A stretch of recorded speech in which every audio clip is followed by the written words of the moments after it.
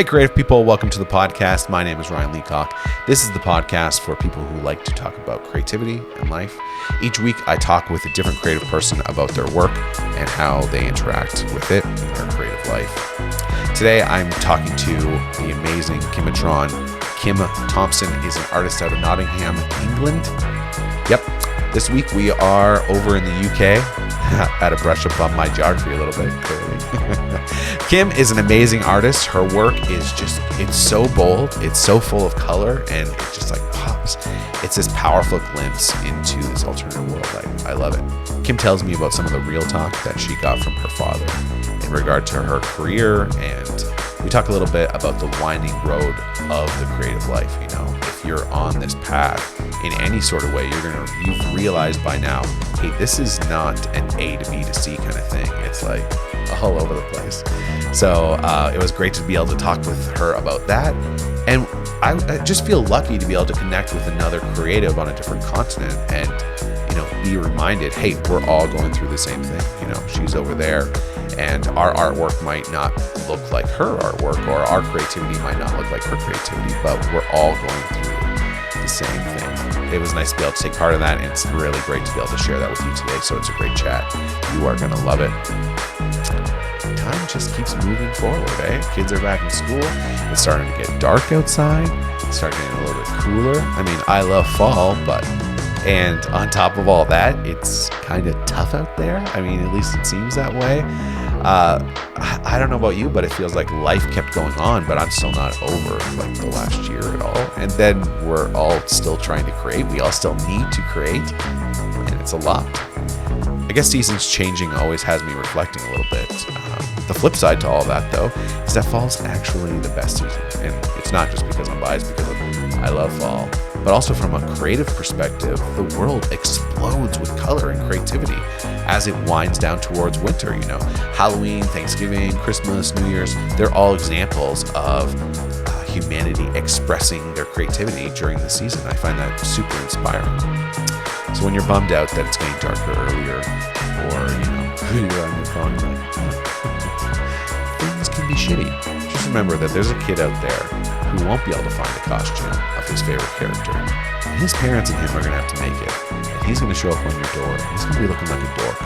But that's creativity, baby. And that kid's living his best life. Well, that's enough bumper talk. Let's get into it with Kim Thompson, Kim-A-Tron.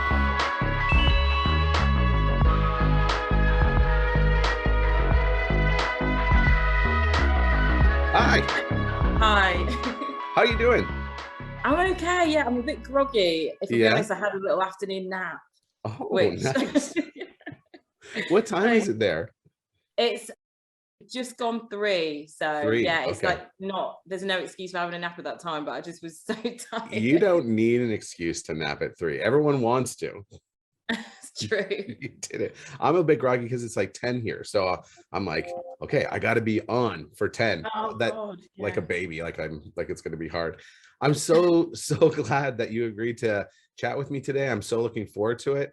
I just get this out of the way. I adore your artwork. Like it's like vintage but new. Like it's colorful, but it also feels like, you know, like it's stood the test of time. I love it. I really love it. How are you feeling about the podcast? You have any questions for me before we get into it?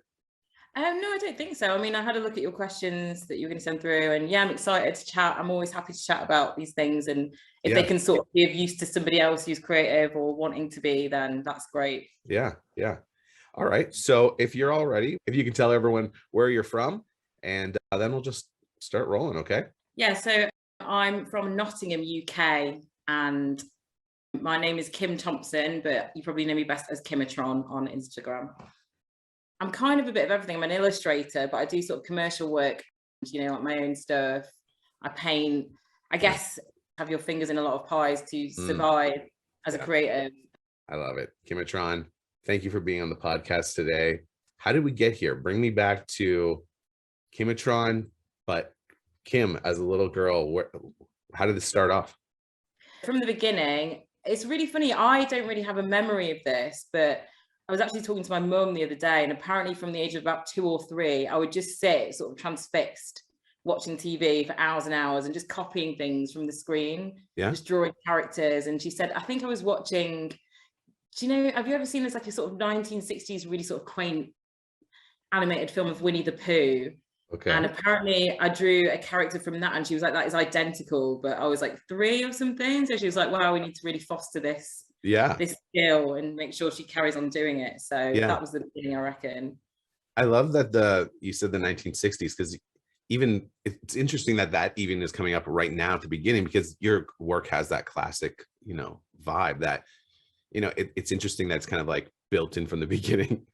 Yeah, I hadn't even thought about it, but yeah, that's where it also started. What were some of the ways that they fostered that they kind of made sure that there was a safe place for that to grow? Well, I think it's interesting. My dad is a really talented painter, and my dad's Jamaican and came to this country when he was 12, and his dad was very sort of, with a lot of people whose parents are migrant, you're not necessarily encouraged to be creative, and you just meant to get a job and earn. And I think because he was so kind of dissuaded from like nurturing that talent, my parents always just made sure that I had, like the space to create, and, like they wouldn't sort of tell me off for being distracted and drawing. And I think they just were always really kind of supportive and, told me that what I was doing was good, and make sure that I had like just even very simple tools to draw with and stuff. And, they make a point of displaying the work and things like that. So I guess when you come from that sort of, when you're taught that it's like a valid skill, then that's instilled quite young. It's quite helpful as you grow older and carry on. Yeah. I love that too, that it wasn't like overbearing, like sometimes if someone like displays a gift, like you're drawing things exactly from the TV, they can kind of they can hone in on it a little too much and almost like take the fun out of it. But just giving you the encouragement, the place to grow. And just the simple things of just kind of being supportive enough. But definitely no sort of, oh, well, you need to do this to the best of your ability, and we're going to make sure that you only do this sort of thing. Yeah. Well, I really love that. And like, I have kids, and it's really hard to like be encouraging, but not too encouraging, Yeah, I can imagine. So after, you're getting a little bit older, when did you start to kind of hone in on like what you were doing? And I love what you said before about, having to have your fingers in a lot of pies. When did you start kind of wanting to take this a bit more seriously? I think it all started, there was actually like a bit of a turning point, I guess, when I was I'd just finished uni. So over here, basically the trajectory, if you want to kind of go into career in the arts, I studied up to foundation level art, which is kind of the thing you do before you go on to like university. So you do that, and then you have to choose whether you're going to kind of pursue that solely at university. And like a lot of my tutors, I was sort of going for like graphic design type courses. And they were like, why, you're an illustrator, like you should exercise that part of you, because that's obviously naturally what you seem to do. So I picked to study that at Manchester Metropolitan University in the UK. And it wasn't, I think even then, like, it's really weird that you have to, there's a lot of, I think in any sort of like career that you go into, I find it really bizarre that you have to kind of like make this decision for the rest of your life when you're basically still a kid. Like, I know that when I was sort of 18, 19, when I went to uni, I didn't have like a grand plan. I just thought, well, I like doing this. And a lot of people that I know on my course ended up dropping out and doing like another type of course because they couldn't see how they could make a career out of it. So I wouldn't say that it was even then that I realized that I wanted to, or that there was a turning point that I was like, right, this is going to be my job. And it was only, I think, I distinctly remember there was a point where I was kind of juggling quite a lot of things after university. So obviously it's quite difficult as a creative to go straight into the industry, isn't it? Like, it's unheard of mostly. But I was kind of doing like temp work. I was working as like a study support to students with learning difficulties. And I just was kind of constantly in the background doing my own sort of little illustration projects, like mainly quite silly, dark things, but I didn't really have any sense of what I wanted to do. And I remember having a discussion with my dad, who I previously mentioned was like also really brilliant artist, and just saying, look, I'm so fed up of having no money and, kind of going and doing these jobs that I dislike. Should I just go into something easier, like, should I become a teacher in the arts or something like that? And my dad said to me, you should definitely not do that because you'd be really bad at it. and you'd be miserable. And he sort of said, you know, like, for all, you know, your kind of worries about work and money and everything, like, no matter what you choose to do, I think because he knows me so well, he was like, the sort of person you are, the best thing that you can do is to kind of just carry on chipping away like this, but become very, very good at what you do, to the point where people will start to believe you and buy into it. I think that's the best piece of advice that I think you could apply to a lot of things, just persistence and really perfecting your craft. And I think it was after that conversation, which happened, I guess, when I was maybe sort of in my early 20s after university, that I kind of took that advice on board. And the more that I kind of thought in that way, the less I worried, and the more I kind of started getting the kinds of jobs that have led me to where I am now. Yeah. I love that you brought up that about being younger. You know, it's so true that when you're younger, you don't realize it, but so much of like the direction for the rest of your life is really getting like baked in right then, when you're, you know, making mistakes, drinking too, like when you're making all the mistakes, you're kind of setting the rest of your life. Yeah. And I also loved what you brought up about like, there's always that balance that we're trying to find of like, one, what is our creativity, and how are you going to express that at the same time of like, well, how can I make money doing that? I'm trying to plan my life right now. It's complicated, you know? Yeah, it is. And I think it's really important. I always say, you know, whenever I kind of join in with any sort of discussion, which is for the benefit of people, perhaps, you know, whatever age they are starting out in a creative career, that there's not actually, I don't think there's a quick and simple direct route into it. Like for me, I can't express enough that I spent a lot of time doing the kinds of jobs that I didn't really enjoy, just to have, you know, money to pay my rent. And it was more, I knew that I kind of wanted to do this because I was finding the time outside of that, even though I was exhausted, to still make art. And I just thought, no matter what I'm doing, I'm going to keep doing this, and hopefully that will turn into a career. But ultimately there was lots of stages where I was unsure that I would ever actually get to this stage. But I think it's kind of deceptive at the moment. You know, you see people on social media who seem to have this huge following, or like they seem to be doing really, really well, and you don't get to see that kind of like little bit of story before all of that came to be, and how they got there and what they had to do to get to that point. So I just think it's really important to talk about the fact that it's not an easy straight line most of the time for most people. Like if we were to compare what you're doing, it's like you are like a doctor with a specialty in like what you do really well. But if you're becoming a doctor or whatever, there's like a path that you can go to get there, and you can like, oh, I think I'm this kind of doctor. But for you, there's no like, I think I'm an illustrator. Like you played with graphic design, like you have to find your way. And I think it makes it interesting, but it also makes it really hard. Yeah. And I think it's really hard to kind of, I know for me, even before kind of just the creative career, like, as you say, I had to kind of figure out which bit of illustration I enjoyed the most and which I could kind of realistically make a career out of. So I used to do like storyboarding for, you know, kind of independent films and advertising back when I lived in Manchester, and did bits of like art department for TV, and, you know, set and prop painting and making.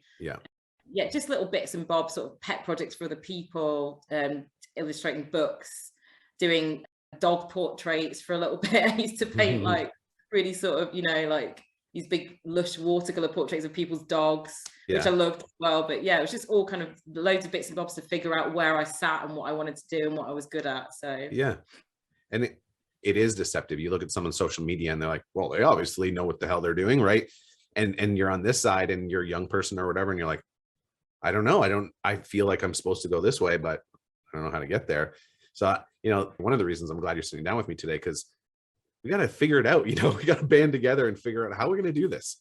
Yeah, it's really important, I think, to pass down that, not only just like bits of kind of your experience, but also just like the reassurance that it's okay to not know where you're at right away, and that you can kind of, there's lots of different stages at which you might feel that you've hit something, and then you haven't, then you try something different. And there's no prescribed amount of time to get to that point. Or, you know, I still definitely don't know exactly. I don't have some sort of master plan for where I'm going to be, you know, in a couple of years even, but I'm kind of still just getting there and piecing things together. So yeah, it's a constant journey, and you probably will end up adapting and changing as well. I think most people.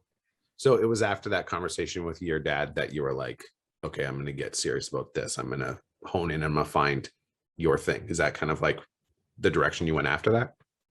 Yeah, and again, even after that, I mean, I think the biggest milestone for me was I had my first sort of solo painting exhibition at a gallery here called the New Art Exchange, which was sort of focused on family connections and like the Hmm. Jamaican diaspora. And that was just a lot of kind of figure painting. And I guess that to me was where I understood that that was the kind of side of things that I enjoyed Mm. depicting. Like I've always been kind of really interested in like characters and like narrative and storytelling and history. So Yeah. that, if I look back, I think that was when I was about maybe it was about sort of 22, 23. I did that exhibition. Yeah. And yeah, I think just my enjoyment of that sort of series of paintings led me to understand what area, or, you know, like what my subject matter was that I particularly enjoyed. Yeah. And yeah, as I say, I think the less that I worried and the more that I just focused on making work, the more that people seemed to take note and that I actually got jobs. So yeah, it just kind of all spiraled after me just kind of sitting down and realizing we'll just put more effort into this and just keep going. Mm-hmm. Yeah. But it was like along the way, there was probably days where it was like, is this working? Was this the right call? Was there times like that though? Oh yeah, 100%. Like, and also it wasn't really consistent. I mean, I'd Yeah. say that I've been probably working fully freelance since perhaps around 2014, and I graduated in 2007. Mm. So if you think about it, that's quite, you know, like that's for now, especially, there's quite a lot of artists who just come straight out of university and hit the ground running because somebody's seen them on Instagram, or like they've got a really good internship, and it doesn't really happen that way for everybody. And certainly not when I was a student. You didn't have all these great ways that you can promote yourself. So it was a lot of just sort of, and what that's the thing as well, I don't know, like I think a lot of artists find it quite difficult to balance their creativity with like networking and promoting themselves. Like I don't think it's that natural to most of us to, you know, almost like put yourself out there and like communicate with the right people as well as having to focus on your art. So yeah, all of that was just a massive hurdle for me that I had to learn about because I just wasn't good at it at the start. It's weird that like us creative people, we have something inside of us that we want to put out in the world, but we're also like, I don't know, I find a lot of us are like, well, I don't want to draw too much attention to myself, or I don't want to like, because I think we have people in our minds that we don't like, that maybe, you know, they're obnoxious about it, or there's a way to do it properly. Yeah, right? definitely. Yeah, I think it's just like a weird, I wonder if it's just like the way that creative people, that our brains work, is that it's a lot of people who are creative as well, they just kind of are almost too humble in their own ability to imagine that, you know, somebody would want to see their work, because they tend to be doing it from a place of passion rather than from a place of, oh, you know, everybody's going to love this piece that I'm making. It's more, you've got to kind of jump this hurdle like mentally that, yeah, I deserve to have my work seen, or, you know, I deserve to be put in this space. And you have to just push through it. I don't think there's like a time where it like just goes away. You have to just keep pushing back against that feeling of like, I'm drawing too much attention to myself, or I don't deserve this attention, or whatever it is. I can't think of one moment when it just changed. I think because I'm naturally very shy as well. I was always a very sort of like introverted, shy kid. And like, I think I realized, as I'm sure a lot of creative people do, that you can't really have those two things in tandem beyond a certain point. Like if you want to do something with your work.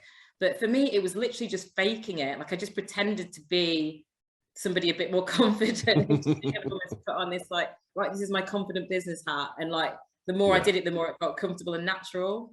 Yeah, I love that, because I think that like, it sounds so silly when you're doing it and putting it on, but it is effective to just like, okay, now I'm going to think, what would that person think? Like, I'm going to be that person right now. And it's a little trick. It does help. Yeah, totally. Yeah. Let's talk about your actual work and building your craft. What were some of the ways that you kind of went about honing in and finding what you like to do and what you were really good at and like your thing? Unfortunately, I think like something that maybe stunted my creative sort of getting to that point where I had a distinctive style was that I was really stubborn about ever referencing other artists that had gone before me. Like I know that's like a massive thing that's taught to you at art school, but I just felt like if I was to take in the work of other people, then it would almost influence my work to the point where it wasn't mine anymore. But now I totally disagree with that. And I think in some ways, like there is a level of just needing to absorb, not even just directly art necessarily, but, you know, just like things like, I'm really, really into film and horror in particular. So I think kind of noticing things about the horror genre that I liked visually, stuff like that, you know, like color palettes, for example, in like giallo films and B movies and stuff. that kind of thing, just collecting images from, you know, different types of media that I felt were very much kind of what excited me about creating. And it doesn't have to be this strict route of, well, you know, these are what artists do, and I'm going to kind of take a bit from that guy, a bit from this person. Like, it was more just kind of collecting, and actually physically, back in the day, I didn't even have a laptop when I was at uni. When I was young. So I'd like physically print out images, or I'd buy books, and lots of kind of like 60s print design books, and just like buying lots of DVDs of films that, you know, kind of spoke to me visually, and even just people as well, like people from history that I thought were kind of visually interesting, and trying to figure out what it was about them, and just storing lots of different points of reference that I want to kind of like have in my work somehow as well. I think a lot of people do think about that, kind of using and being inspired by other artists as like a, you know, almost a black and white thing, but it's not. It's really like a collage. Definitely, yeah. And I think it does help you to kind of like order your thoughts a little bit in some ways, because you can just start kind of being a bit critical about what it is that you like about things, and then apply that to your own work as well, and just really hone in on what it is that makes it yours, rather than it just being a simple process of like taking things. Yeah, I think that's interesting about being critical, is like, you know, there is benefit to criticism. You know, criticism helps us grow as like creatives and artists, but also criticism can also be kind of lazy, and it can just be people who aren't making anything criticizing things. How do you stay out of that kind of negative critical mindset, like, and stay into the, I got to be critical of my works because I want to get better, but not too critical? How do you find that sweet spot? I find it really difficult. Like, to be honest, I find constructive criticism still is something that I have to battle with. And it's really ridiculous, because it's such a part of like the job, isn't it? If you're a creative, like, you have to deal with the fact that not everything that you put out into the world, not everybody's going to like it, and they don't have to, and that's fine. Like, it's really hard to get your mind around that. But in terms of myself, like, I think I just try and maintain a sense of openness about what art can be, because it can really be anything, and it's so subjective, isn't it, that you just can't kind of turn it into like a personal attack, and you also can't kind of deem your opinion to be kind of necessarily better than the next person's, because it's just, you just have to have kind of conviction in what you're doing, but then, as you say, at the same time, you know, be kind of honest with yourself about whether what you're doing is enough, or, you know, like, just kind of, it's really difficult. Like, I still don't think I've perfected that, but and if somebody, even now, if I get a job and, you know, I do a first draft and the client comes back and says, no, like, there's a bit of me that's just kind of like gritting my teeth and wants to scream. It's just, you know, you have to just deal with it, don't you? And it's tough sometimes, because maybe they're not understanding your vision. Criticism can be so many different things. Like, either they didn't understand what you're going for, or they weren't in the right headspace. Like, it can be so many things. Or someone could just be having a bad day, you know, and they're like, no. So you have to like sort through all that. And then how do you deal with it inside though? Like, do you have to fight at all, like, those negative thoughts? Like, do you have a process for that, or is that something that you deal with? I think when I first started, I would literally just cry and then come back to it, which sounds really dramatic. Again, I'm a very sensitive soul, like, very shy. So yeah, it was really hard for me to process the idea that, you know, like, the art was not my baby that I'd shown to somebody and they'd said, that's ugly, you know, like, it's like having to kind of, and again, I think it's another thing that it's just taken me a bit of time and understanding that, you know, this is not, it's not necessarily like that it's a piece of me that this person's critiquing. It's just that somebody wants to get to like their own creative vision, if it's for another person anyway. So, and I guess it's different, isn't it? When it's work for a particular client, then it's probably easier in some ways to take a step back, because you know that you're basically creating something for a purpose for someone else. That's helpful. But then when it's your own work, it's a bit more personal, so it's harder sometimes to kind of understand the things that people like and the things that people don't like. That's because true, you in your mind know what it's meant to communicate. But yeah, basically I don't have an answer to that, because I still find it quite difficult. Well, you know, it helps to know that we're all in this together, but it's a little hopeless. You're like, I don't know, it doesn't go away. Let's talk about craft, and like, what do you work on? Like, what do you like to work in? Like, what's your chosen, are you doing it on a tablet, or how does that look for you? My background, I was always really interested in like draftsmanship and like kind of just technical drawing and painting. Yeah. So I think I learned all of that before. And again, like, sorry to talk back to like how old I am and when I went to university and stuff, but I didn't have like any sort of digital equipment for a really long time. I didn't figure out Photoshop until I was sort of in my mid-20s. I think I've hit this point where I basically like combine that sort of like lack of knowledge with understanding about how to just draw. So in terms of the actual like medium I use, I tend to work in like pen and ink initially. So like all the line work is put down just on paper with like brushes. I love to use like really, and it's almost born out of sort of like laziness, my style, because I just would never wash or buy new brushes. Like laziness and not having enough money. So like people often comment on, you know, the textures and like the brush strokes and things that I use. And that is often because I'm just using quite old bristly brushes that, you know, most people would throw away just with ink to get the sort of black and grey tonal marks down. And then I scan everything in and I add colour and texture over the top or underneath that in Photoshop. I was wondering, I'm looking through it, I'm like, this feels like physical, but it also looks digital. I love that you brought up, you know, having to find your, you know, you've made your process that works, but it took time of like learning, you know, on paper and then learning how to use the computer and just like hacking it together kind of, right?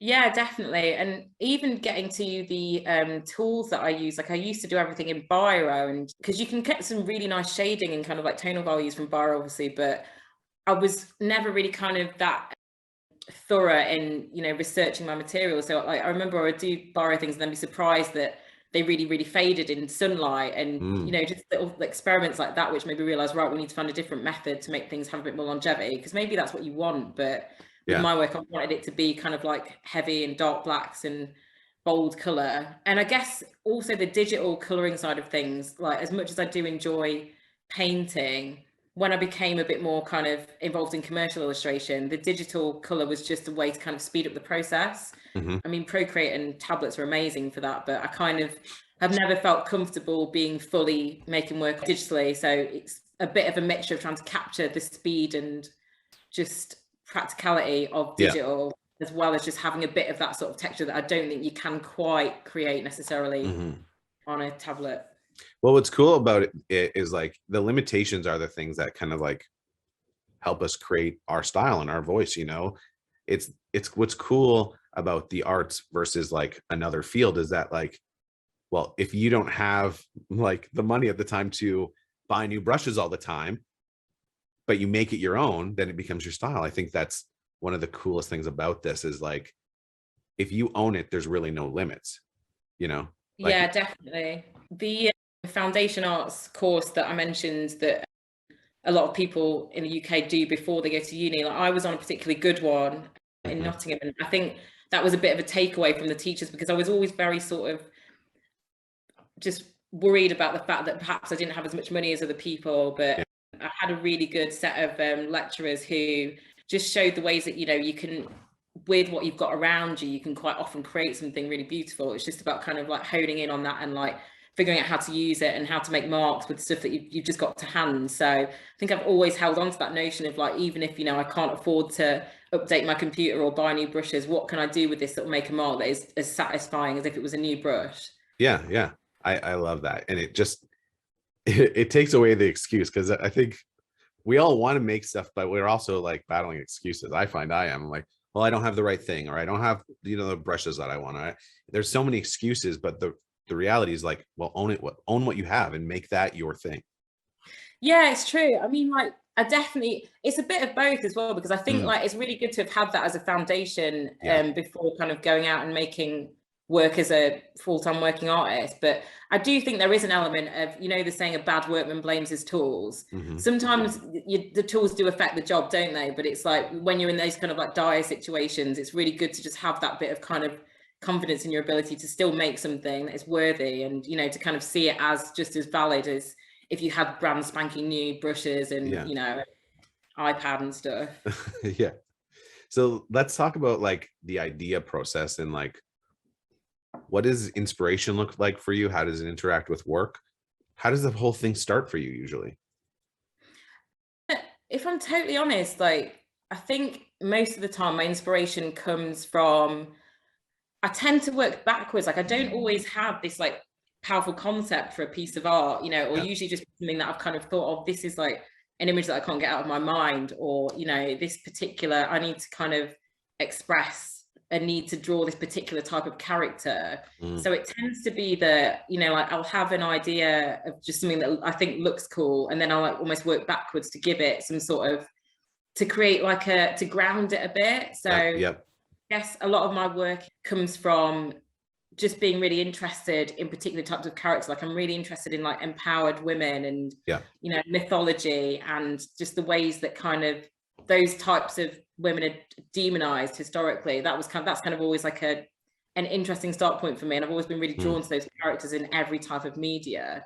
So I guess from there, perhaps I'll make lots and lots of files of perhaps faces that I think embody that, or, you know, like bits of kind of narrative that summarize the way that I'm feeling about that subject. And yeah, I think it's inspiration is really, really difficult as well, and it's not consistent. I mean, I don't know how you feel about, as a creative, it's not something that you can't necessarily just call it up, can you? It just tends to hit you, and then you just have to run with it for a while until perhaps you run out of steam, or, you know, until you're satisfied with the end product. So yeah, my journey is usually something that is already kind of in my mind, and then I kind of like pluck things that will then like solidify the concept a bit more. I like that. Yeah. And it like kind of like, because what I'm hearing is like, it's like something, it's like a nagging like thought or image or something like, there's something there. And then I like that you said like validating it with kind of your research or the things that you gather to kind of back up, like, and give it like something, make it a bit more tangible, other than that, just, you know, feeling in your head. So when you have all those things, then do you just dive in to start drawing, or like what happens after that? I was always really envious of people who, like, one of my favorite things to do on Instagram in particular is I follow a lot of artists who are so brilliant at making sketchbooks and doing concept drawings before they make the big piece. And I am actually like so bad at that. Like I tend to just kind of go straight in. So I mean, say for example, I did an exhibition which then became a series of prints, and the exhibition was titled Of Lilith. And this was a lot of kind of the types of characters that I've been describing, like these sort of empowered femme type characters who were maybe mythological, maybe a bit more realistic. But yeah, I find it kind of important to, as much as I've got a bit of background knowledge as an artist, to be able to kind of like depict faces from my imagination. I tend to do that, you know, just like pencil something out, and then if it's not feeling right to me, perhaps I'll like take a reference of my own face or find a reference just to kind of like flesh that out and make it have the proportions that I feel it needs to kind of sit within that realm of fantasy and reality and be believable. But I don't always tend to do a rough drawing, and it's only like if it's for a client or something, then I need to, before I finish a piece, then yeah, I'll just kind of whip up a digital drawing of something and just figure out the composition and color. But when it's for my own stuff, I'm really impatient, I think. So I tend to just kind of get my pencil and brushes out and just go for it. And then if that doesn't go well, then I've learned my lesson, and I'll maybe then do it. It takes way longer. I like that you're like, I just want to get into it. When I was younger, like in like art classes and stuff, I would always like get in trouble that like it would like show your work. And the reason I bring it up is because, you know, it made me feel invalid. Like it was just like, oh, I don't work like that really well. I don't naturally work that way. I guess maybe I'm not like serious. So have you dealt with any of like that? Has there been any like insecurity or anything about your process? Like some people are good at just seeing it from and like charting out their work and showing it and filling sketchbooks. Like, have you dealt with any insecurity about any of that? Yeah, definitely. Like, I think I completely relate to that. Like, I think it does make me feel that maybe I'm not like proper, like I'm not artist, because I think as well, especially like if you do study at art school, there's so much around kind of, oh yeah, you know, like describe what you're trying to say here, and you know, like give it some context and like talk us through the work. And I think you almost learn to like bullshit in some ways. And I think I did learn to do that, but it didn't always feel like I needed to. Like I can, if somebody asked me to show me the working, then I can do it. But if left to my own devices, it's not a stage that I necessarily feel like I always need to do. But yeah, I totally get you. Like it did, sometimes make me feel like, well, is this because I'm not actually, am I just sort of like faking it and just taking pretty pictures rather than having this whole process to get to that point? It's interesting that we know so much about creativity, and we know, okay, like there's lots of different ways, there's lots of different types of creatives, but here we are, we're talking about, you know, learning and then being like, oh, I guess I'm not proper. Like why does that exist? Like there should be no proper. We should know, hey, there's a lot of different ways we can do this. A lot of people, some people don't think in pictures, they think in feelings. But if the work is good, it doesn't matter how it's going through their brain. There's lots of different ways. There's no proper is what I'm trying to say. Yeah, I totally agree. And I think, like, although it's kind of nice to see how somebody gets to a point, I don't think it makes the work any less valid if, you know, like just the end product is something really, really beautiful, or like something that moves you. And I think for me, it's not necessarily all about how you get there. Like, I don't think there needs to be quite as much around that. Like, it kind of almost makes the piece. In some ways, like, I think, you know, artists now almost feel a lot of pressure to show their process, don't they? You know, like with kind of, I know that I definitely do, you know, sort of not necessarily pressure, because I do like to share. I think it's really interesting to see people's process, and I kind of like watching back to see the way that I work sometimes. And I know that people find it, you know, like therapeutic to watch, which I think is really cool and maybe inspiring. But I think there's a lot of kind of sense that, oh yeah, you need to see how this was made, you know, like let me understand and believe that you've done, you know, the right steps to get to that point. Have you had like something that's completely bypassed that process, where it's just like you can feel it in your head and then you just like make it? Like, has it gone from like inspiration to like done thing? I think, like it doesn't happen all the time. I guess like most recently I was doing a painting. I got sent some paints over by, you know, the company that make the Day Glow paints. And like I just had, as soon as I got this palette, they gave me all these really cool sort of like, you know, vintage Halloween-y postcard colors. Oh, fun. I just had this notion to paint.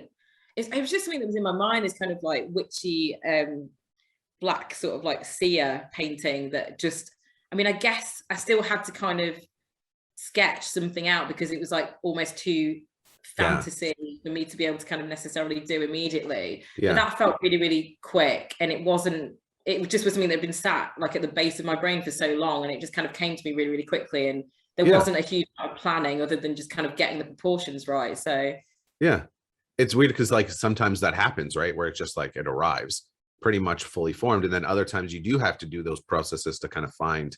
And it's not, we're talking about your work, but we're really just talking about any creative project. Sometimes it's just like the idea arrives, it's like, oh, this is amazing. And then other times you have to work, it's good for us to be able to do the show the work part. But when you're coming up and you're learning, I don't know, being told that you're not proper, it can really slow you down. Definitely. And I think, because I mean, I haven't really found the time, and obviously we've been in lockdown, but I do try and do bits of like arts. So like I teach sometimes on like community projects with like adults in particular, like teaching different types of art and like making pictures and making marks. And it's one of the things that I always try and express. There's so many people who have been put off from making art because they've been told, you know, like they're not doing it properly, or this doesn't look right. And it's weird how like the school system kind of like forces you to believe that unless you're making this particular style of art in a particular way, then it's not valid. Which is actually kind of, I don't know, it doesn't make any sense, because a lot of that is also based on artists who already existed. You know, I don't know how you guys have it over there, but we had to almost, you know, like copy a Van Gogh picture exactly, or, you know, kind of paint in the style of this artist. And if you didn't nail that, then you were doing it badly. But there's actually so many ways to make art. I just think it's such a hard thing to teach, but also that mainly you should teach people that they can do it, and that there's no right or wrong way. You know, I think it's really hard to navigate. It's like so much of teaching is like really focusing on like the trees, whereas like creativity, and it's like the forest and guiding people through the forest, you know. So like not being able to replicate a style, that's like, if you take a step back, it's like, well, that's nothing. You're going to find your style. Don't worry about this style. But when you're in it, you're like, you know, I'm thinking back to like when I'm figuring out my creativity at 15, I can't do something, and I'm like, oh, okay, well, and then it just delays you. You're probably going to come back to it, but you're like, oh, it's not I guess I don't have it, or I guess I don't. Well, that's silly. Yeah, I think that's a really good analogy as well about the trees in the forest. Like, I think I always say that as well to people who say, oh, I wish I could, I can't make art, I'm rubbish. And it's like, well, you just haven't found the type of art that you like to make, yet, and that you probably are good at, because somebody said to you, you can't draw the human figure correctly, so that means you're terrible, which is not, no. Yeah. We just need to unlearn some things, and look at them in a different light. But it's hard when we're trying to teach people. And I can understand for educators, I can understand why it's hard, but I think, I don't know. I think there has to be a better way. I agree. Yeah. So let's talk about your inspiration and how ideas form in your mind. So if you, in your mind's eye, were to picture your creativity and give it a form, partially based on how you interact with it, what would that look like for you? How I interact with so, I mean, I guess it's really hard to pinpoint that, actually. Like, I guess I'm always trying to make sure that I'm having fun with what I'm making. And also, there was a point where I didn't really realize, I don't think, and it was maybe like social media that helped me to kind of realize that there was an element of, I mean, I think all art is politics, isn't it? But I think for me, like, there was an element of trying to kind of engage with a particular audience and communicate a particular feeling and energy, that if that was missing from something, then almost like the visual didn't matter as much. And, kind of like trying to like hit that point was always really important to me. Like, I'm not really sure how else I'd explain how my inspiration hits. Like, it tends to be, as I say, like beginning with a visual and then kind of trying to summon a particular energy that I also can't pinpoint. Sorry, that's really unhelpful. But just, it's a combination of so many things that, when you've just been doing it for so long, that seem to just materialize. And then when you finish it, you're like, right, that's right. That's right. That body position's right. Or, that palette is right. The energy in this character's eyes is spot on. It's things like that just seem to have become just what I do naturally now, which is strange. What's causing that itch, or that thing that you're seeing? Like, what is in there that's kind of giving your conscious mind kind of like, oh, go here, do this? Like, what is that? What do you think it is? I'm not sure. I think I've always been really, really fascinated with storytelling and like communicating and like sharing a moment via narrative, but communicated without words. So I guess that's something that's really important to me. But that just made me think. I don't know if this is really connected, so apologize if this doesn't answer your question properly. But I was just trying to think about where that might have come from and why the need to do that was so strong. And I think I've had a few conversations actually about, my kind of interest in like narrative and like dark things and horror, and also like strong characters and femme and women characters in mythology. And I think because my background, my dad was a preacher, like up until I was about 10 years old. And we were raised in church, obviously. And we had these kind of, like those old school elaborate Bibles with like a gold trimmed edge page, and like these really lush drawings of, people being eaten by lions and swallowed by whales and things, and like demons. And like, I guess like that would have been the first thing that kind of maybe shook me and made me realize the power of that sort of imagery. And also like everything that is problematic that comes along with, that kind of storytelling and religion, perhaps filtered in somehow, because I definitely see elements of that in the way that I kind of paint and draw things now, especially at my more recent work. It feels like it's re-tapping into perhaps some of the books that I had as a kid that we were given, and terrified me, but also made me feel they made me feel something, and I was engaged, and I needed to understand kind of what this all meant, and the narrative was always really prevalent. I think we all forget about those books when we were younger, before the computer and everything.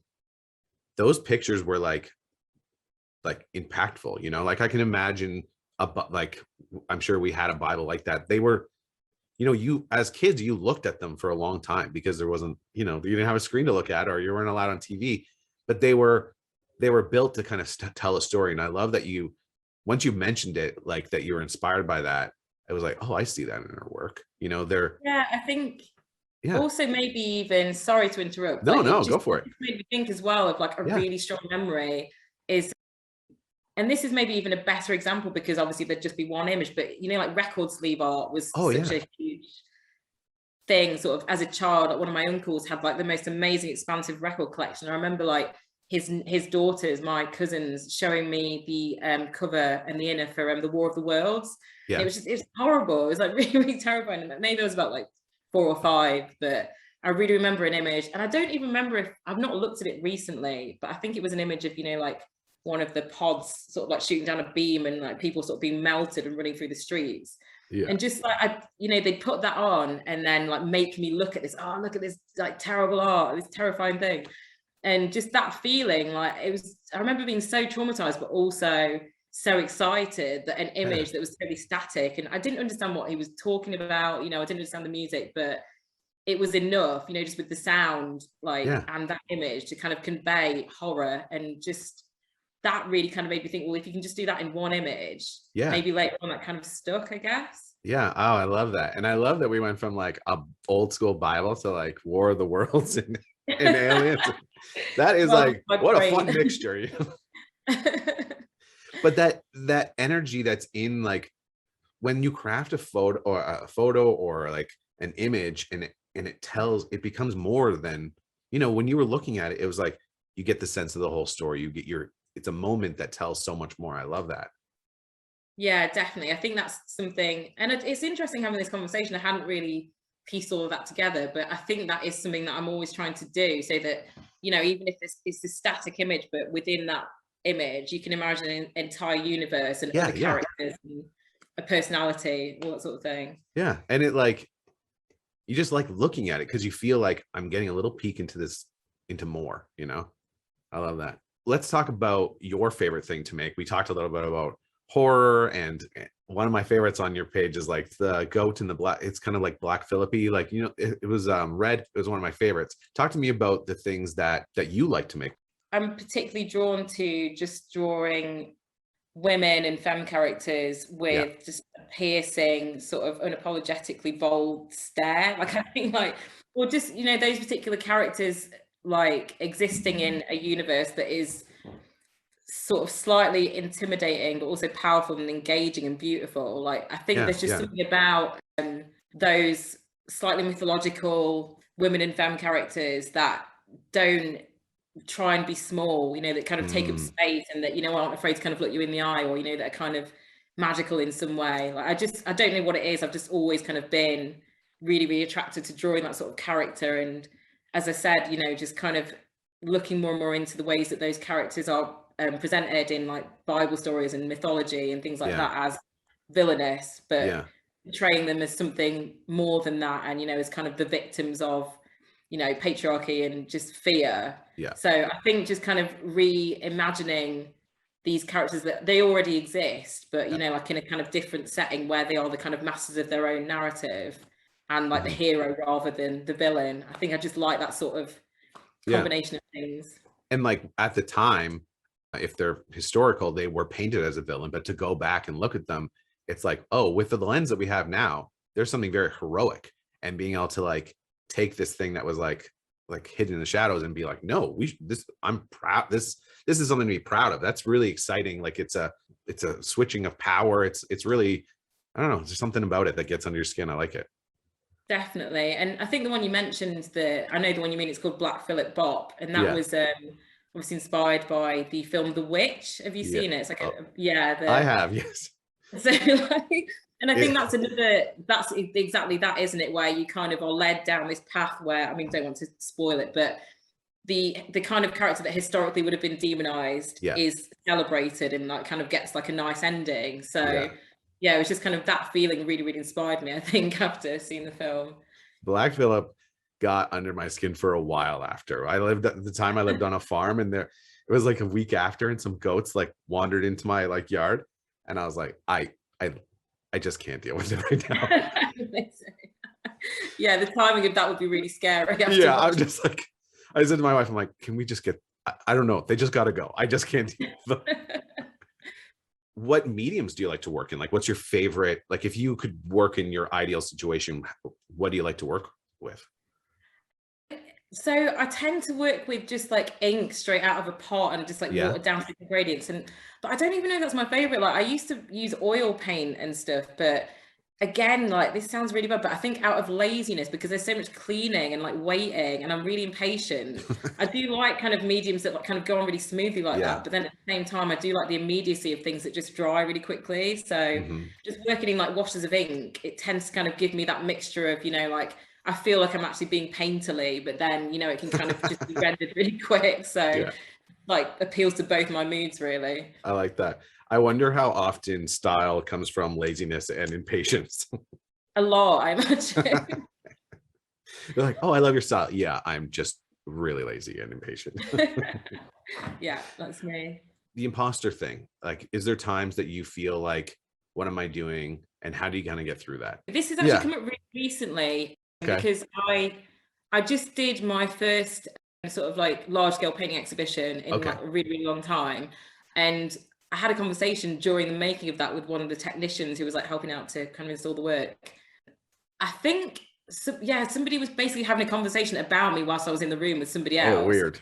So, like listing all my achievements and saying, oh yeah, she's this blah, blah, blah. And I was like, oh, like it made me feel a bit weird. And this person was like, well, you know, but you have done these things. And I had to like take a moment to kind of think, why does that make me feel so uncomfortable? And I don't know, I think part of me dislikes it because I guess it kind of stops, the imposter syndrome thing stops you from sometimes getting on with things, or, you know, it leads to procrastination and lack of self-belief to be able to create. But in some ways, like, I think it partly for me comes from coming from a working class background and like not necessarily seeing, you know, making a career out of art seems like this bourgeois thing. So I think it's partly that for me, that it feels like not a real career, even though it is. And like, you know, I work my arse off, I'm a really hard worker, but it just seems like this kind of flighty, weird thing to be able to do for a job. But also I think the imposter syndrome thing, if you can kind of like talk yourself out of it by just sometimes sitting back and actually just like looking at your achievements. And I don't think many people, if you're busy a lot and trying to stay afloat and make money, you don't get the chance to just step back and be like, right, I've done that, that, and that, and these are things I've always wanted to do, and that's amazing. Or, you know, even if you kind of made the time to make art, you know, and just kind of get out of your own head and create something, that is amazing. And kind of like almost talking yourself out of it, but then like maintaining the sense that you can keep on going and like keep on pushing yourself. So I'll try and almost like use it and do things to prove to myself that I deserve to be there, if that makes sense. So like almost use it as a weapon to do more. More convincing ourselves, and we're putting on different mindsets so we can deal with our brains. I love it. Is there something that like that stands out that you're really proud of, that like a show or a piece that was like, this, I was really proud that I got to do that? I mean, this year's been kind of a roller coaster, and there've been a few things like the collab that I designed some pieces with Converse, which was like a crazy opportunity. Like, just I didn't see that coming at all, and it was really, really great. The Columbia Records Black History Month illustrations that I did, that was like a really amazing thing to be part of, and it was just really nice to kind of have, you know, just be approached by Columbia Records to do that, you know, and just kind of be part of something so special and to celebrate those artists. And I just finished a book actually with Penguin Books, which that's like, you know, from a very young age, I was sort of like collecting the covers of their, you know, books from the 60s and 70s. And that's always been a big goal for me. So I've just illustrated, it's called Divine Your Dinner. And it's basically like a recipe book based on the tarot deck. So you can kind of put your meal together based on that. And that was just like a really fun, huge project with like a really great team. And things like that, which like I remember now, or, you know, what I wanted to do when I was very young, that I'm really, really proud of that. I love that. And I love seeing, you know, things come circling back around and getting to do that. That's really encouraging. Thank you so much for taking the time. Love talking with you. Last question.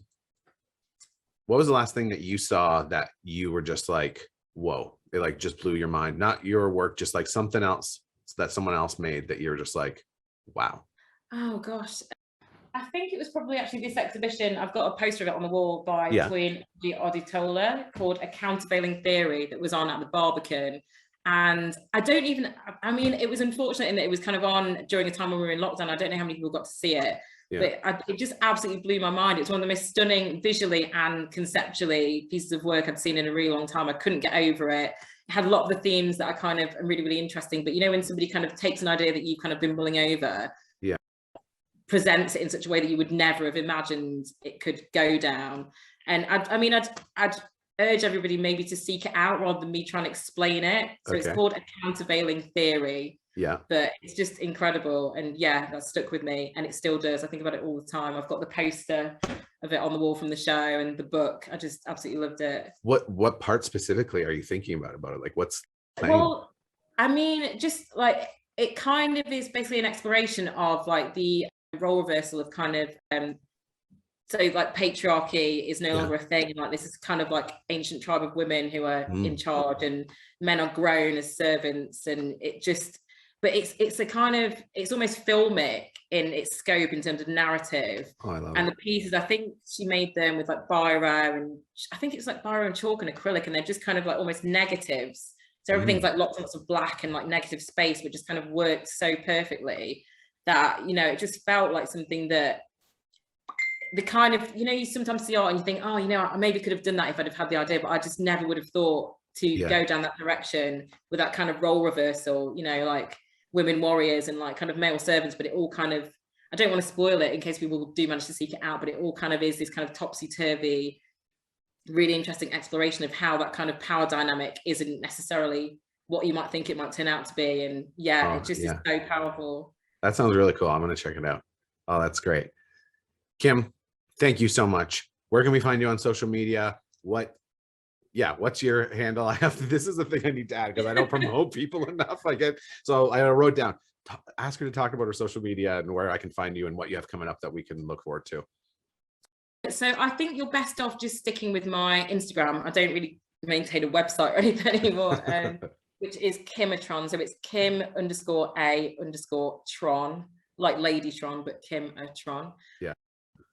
And in terms of things coming up, I'm basically like continuing with the series that I've been working on, which is like sort of retellings of characters in Greek mythology. So I just did one about the harpy, and just kind of retelling, as we mentioned earlier, the stories of these sort of demonized villainous femme monsters as like the heroes of their story. So that kind of thing. Hopefully a bit of downtime to just build on some little projects that I've been kind of like wanting to do for a really long time, as I've had a lot of like commercial and client work over the last year, and I've finally gotten a break. So more personal work, which will be really exciting to make and nice. See. And when does the cookbook come out? Next year or? Oh, so it's available for pre-order now, but it will be released in September. So you can pre-order. Divine Your Dinner, it's called. Love it. Thanks again. Love chatting with you. Love your work. Thank you. Amazing. Thank you so much. Great to chat.